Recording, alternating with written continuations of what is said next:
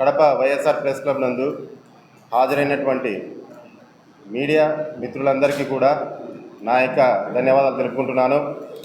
ఈరోజు ఈ ప్రెస్ క్లబ్లో ప్రెస్ మీట్ పెట్టడం యొక్క ముఖ్య ఉద్దేశం ఏమిటంటే, గత వైఎస్ఆర్సీపీ ప్రభుత్వంలో పేదలందరి చిరకాల కోరికైనటువంటి సొంత ఇంటి నిర్మాణం కొరకు వారు ఏర్పాటు చేసినటువంటి 3 ఆప్షన్లలో ఆప్షన్ 3 అయినటువంటి కాంట్రాక్టర్చే గృహాలు నిర్మించడంలో లబ్ధిదారుని వాటా కింద 35,000 రూపాయలు, ప్రభుత్వ వాటా కింద 1,80,000 రూపాయలు, వెరసి మొత్తము 2,15,000 రూపాయలతో పేదవాడికి సొంత ఇంటిని నిర్మించాలని చెప్పి తలంచారు. అయితే ఈ సొంత ఇంటి నిర్మాణంలో జరిగిన భారీ అవకతవకల గురించి ఈ యొక్క ప్రెస్ మీట్ పెట్టడం జరిగింది.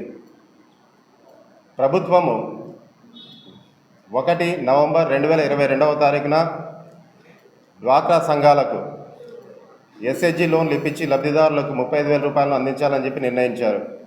అయితే పూర్వ టీఈ ఎస్ మహాలక్ష్మి గారు ప్రభుత్వ జీవోతో సంబంధమే లేకుండా జీవో రాకుండా మునిమిందే తను ఫిబ్రవరి నుండే ఎస్హెచ్జి సంఘ సభ్యులందరికీ కూడా గృహ నిర్మాణం కొరకు 35,000 రూపాయల లోన్ను మంజూరు చేయడం కోసము ఆర్పీలందరినీ పురమాయించారు. ఆర్పీలందరూ కూడా మైదుగురు మండలంలోని ఎస్హెచ్జి సంఘంలోని సభ్యులందరికీ కూడా 35,000 రూపాయల ఎస్హెచ్జి లోన్లను మంజూరు చేయడం జరిగింది. ఆ మంజూరు చేసిన 35,000 రూపాయలను ఆర్పీలందరూ కలిసి టీఈకి ఇవ్వడం జరిగింది. అయితే టీఈ మహాలక్ష్మి గారు కానీ, ఆర్పీలు కానీ, సంఘ సభ్యులకు కానీ, లబ్ధిదారులకు కానీ ఎటువంటి రసీదులు డబ్బులు ముట్టినట్టు ఇవ్వలేదు. మహాలక్ష్మి గారు చెప్పినట్టుగా మహాలక్ష్మి మేడం గారికి మేము సమాచార హక్కు ప్రకారం నోటీస్ ఇవ్వగా మేడం గారు వచ్చేసి లిఖితపూర్వకంగా మాకు ఇచ్చిన దాంట్లో ఉన్న వివరాలు ఏంటంటే, 429 మంది లబ్ధిదారులకు మొత్తము డబ్బులు 78,21,790 రూపాయలు మాత్రమే వసూలు చేశామని చెప్పారు. ఆ వసూలైన మొత్తము కూడా వారు నవరత్నాలు, పేదలందరికీ ఇండ్లు, మైదుగురు మున్సిపాలిటీ అకౌంట్, ఏఈ మరియు కమిషనర్ గార్ల జాయింట్ అకౌంట్ అనేటువంటి యూనియన్ బ్యాంక్ అకౌంట్లో జమ చేయడం జరిగింది. ఆ జమ చేయడం మొత్తంలో నుంచి కూడా 72,71,522 రూపాయలు మాత్రమే కాంట్రాక్టులకు చెల్లించడం జరిగింది. అయితే యూనియన్ బ్యాంక్ అకౌంట్లో జమ అయిన మొత్తం వచ్చేసి 74,45,907 రూపాయలు జమ అయినాయి. కానీ మహాలక్ష్మి గారు చెప్పిన ప్రకారముగా ఆమె 78 లక్షలు జమ చేస్తామని చెప్పారు. కానీ ఈ 3,75,000 రూపాయలు ఏమయ్యాయో మేడం గారే జవాబు చెప్పాల్సి ఉంది. ఆమె చెప్పిన విధంగా పొదుపులో కూడా అవకతవకలు ఉంటున్నాయి. అదేవిధంగా వారిచ్చే సమాచారంలో చాలా వరకు మాకు అనుమానాలు వచ్చి తిరిగి వారిచ్చే సమాచారాన్ని తీసుకొనేసి పూర్వ పీడీ అయినటువంటి సురేష్ రెడ్డి గారిని కలవడం జరిగింది. సురేష్ రెడ్డి గారిని కలిసి ఈ అవకతవకలపైన చర్చించడం జరిగింది. వారు కూడా సరైన రీతిగా చర్యలు తీసుకోలేదు, కనీసం దాని మీద సరైన స్పందన కూడా తీసుకోలేదు అనేసి మరలా మేము ప్రస్తుత టీఈ అయినటువంటి కేఎస్ జాస్లిన్ గారికి సమాచార హక్కు చట్టం ప్రకారము ఫిర్యాదు చేయడం జరిగింది.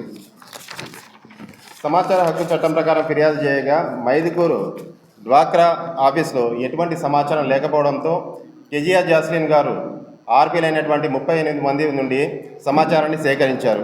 ఆర్పీలు ఇచ్చిన సమాచారం మేరకు మైదుకూరు మున్సిపాలిటీలో జగనన్న కాలనీలో లబ్ధిదారుల వాటా కింద మొత్తం వసూలైన డబ్బులు వచ్చేసి 1,25,97,540 రూపాయలు. మహాలక్ష్మి గారు చెప్పిన ప్రకారము 78,21,720 రూపాయలు మాత్రమే జమ అయినట్టు చెప్పారు. వెరసి రెండింటి మధ్యన తేడా చూస్తే దగ్గర 51,21,633 రూపాయలు స్వాహా అయినట్టు తెలియంది. ఇదంతా కూడా ప్రజాధనమే. ఇంత భారీ ఎత్తున ఒక్క మైదుకూరు ముక్కొండలోని జగనన్న కాలనీలో డ్వాక్రా మహిళల లబ్ధిదారులైనటువంటి అమాయక ప్రజల నుండి మహాలక్ష్మి గారు మరియు కొంతమంది అధికారులు కలిసి 51 లక్షల రూపాయల వరకు కూడా అవినీతి చేశారని చెప్పి తేటతెల్లం అవుతుంది.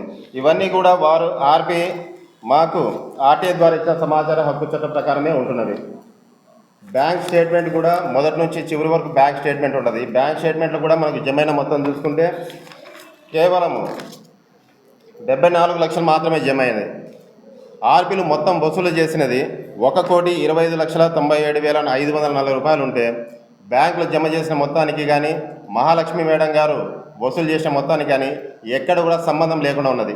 అందుకనేసే ప్రజలందరికీ కూడా న్యాయం జరగాలని చెప్పి బహుళ ప్రజా ప్రయోజనాల రీత్యా మేము లోకాయుక్త కోర్టుకు కూడా అప్పీల్ చేయడం జరిగింది. లోకాయుక్త కోర్టులో కూడా ఈ యొక్క కేసు ఫైల్ను పంపించడం జరిగింది. కేసు ఫైల్ నెంబర్ వచ్చేసి 582/2025. ఈ కేసు ఫైల్ ప్రకారము ఇందులో ఉన్నటువంటి ప్రతి ఒక్క అవినీతి అధికారులకు కూడా త్వరలోనే నోటీసులు కూడా ఇవ్వడం జరుగుతుంది.